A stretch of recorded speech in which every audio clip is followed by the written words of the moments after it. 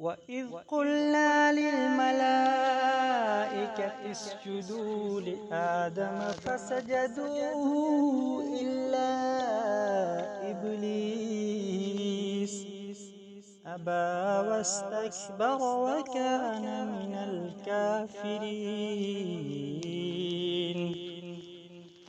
وقلنا يا آدم اسكن أنت وزوجك الجنة وكلا منها رغدا حيث شئتما ولا تقربا هذه الشجرة فتكونا من الظالمين.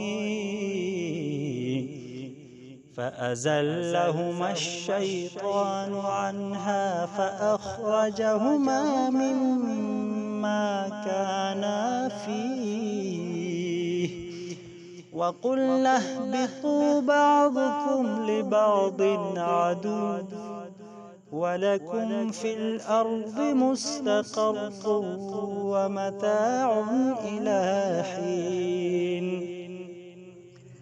فتلقى آدم من ربه كلمات فتاب عليه إنه هو التواب الرحيم.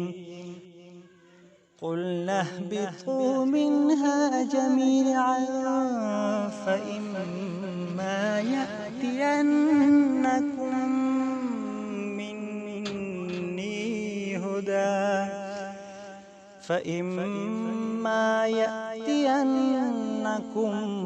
مني هدى فمن تبع هداي فلا خوف عليهم ولا هم يحزنون.